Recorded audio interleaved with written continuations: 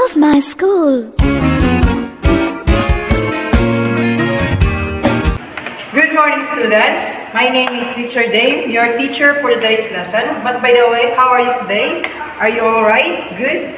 Okay. Before we start our class, please stand up for our opening prayer. In the name of the Father, the Son, the Holy Spirit. Amen. Dear Heavenly Father, thank you for giving us healthy body and sound mind. We thank you for another opportunity to learn. Bless us with wisdom to understand our lessons and the joy to learn with our classmates. Bless also our teachers as they impart to us the value of learning. Keep us safe in your love and kindness. This we ask in the mighty and sweet name of our Lord and Savior, Jesus Christ. Amen. Amen. So, before you sit down, please kindly arrange your chair properly and then pick up pieces of paper under your chair. Okay, that's time you take your seat. Okay, class, let's check our attendance. Say present when your name is called. So, Jennifer. Present, sir. Jonas. Present, sir. Si Don. Present, sir. Okay, let's clap our hands because you are all present. Okay, before we start our class, I want you to remind our classroom rules. We have 5 classroom rules. First is listen when others are talking. And then second, follow directions. And then third is keep hands, feet, and object to yourself. And then the fourth one is work quietly and do not disturb others. And then the last one is show respect for your school and personal property. Okay, that's our 5 classroom rules. So I want you to all keep that in mind because let's apply that in our class. Okay, children, I want you to listen carefully and keep quiet because we will now start our class. So, I prepared something for you, which is a poem entitled A Flying Popcorn. So, I want you to read it and then understand. And then, before that, I show you a 2 picture. And then, I want you to see if you understand the picture all about. Okay? Understood, children? Yes, teacher. Okay. Please read the poem. Today, children, as we read the selections Kite Flying, let us find out whether an action or event is a reality or a fantasy based on the picture shown. Okay, children, how would you describe the sea if the wind is not blowing? Anyone? Teacher, Yes, Jessa? it's tranquil, teacher. Very good, Jessa. It's tranquil. And now, I want you to close your eyes and imagine if you are wet and cold because of the rain, how would you feel? And raise your hand if you want to answer. Sir. Yes, Jonah. Trembling, sir. Very good, Jonah. You got the right answer. Okay, students, another questions for you. So, how does a wheel move? What other objects move like a wheel? Anyone? Teacher! Yes, Maristo. The wheels are whirling when the car is running, teacher. Okay, you got the right answer, Ernesto. Thank you. Let's clap our hands for Ernesto. Okay, students, let's move on to our next questions. And it is a scenario, so please listen carefully. Our family were at a mall last Sunday. My 2 daughters were thrilled when they heard that Daniel Padilla and Catherine Bernardo were also there. They were stirred at the sight of Catherine. So, the question is, what happened to my 2 daughters when they heard that Daniel Padilla and Catherine Bernardo were there? So, anyone can answer my question? Teacher. Yes, Niton, you're raising your hand. Teacher, the 2 daughters were thrilled. Yes, you're right. My 2 daughters were thrilled when they heard that Daniel Padilla and Catherine Bernardo was there. So, let's clap our hands to Niton. Okay, students, that's all our first activity. Let's move on to the next activity. I prepared here something for you. Story titled Kite Flying. And I want you to listen carefully because I prepare questions for you. But before I read the story, I want you to answer my question first. Okay? How do you think kites are used in different places? Anyone? Yes, Marpa. Okay. Georgie Marta, thank you for your wonderful answer. So, in this moment, I will read to you now the story titled Kite Flying. So, again, listen carefully and keep quiet, okay? Okay. Okay, the end. And now, here's the questions. Based on the story that I read to you. Questions number 1. What does kite flying symbolize in Japan?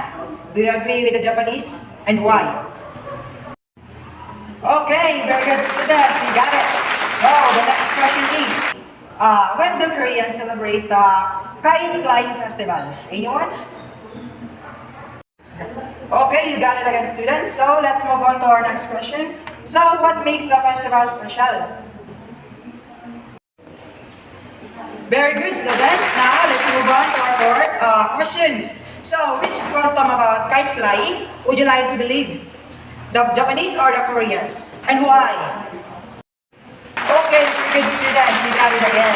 Now, let's move on to our fifth and final questions. So, if you were the general, how would you have inspired your soldier? Very good, students. So, you'll answer my 5 questions. So, it means that you listen carefully to my story. So, let's clap our hands. Okay, children, have you ever fly kites? Yes, teacher. How would you feel?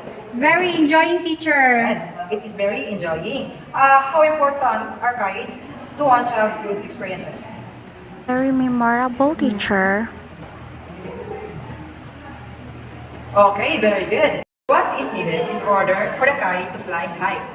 Wind, teacher. Okay, very good. Some kites needs lots of wind. Other needs very little wind for them to fly, just like a normal airplane or even a bird.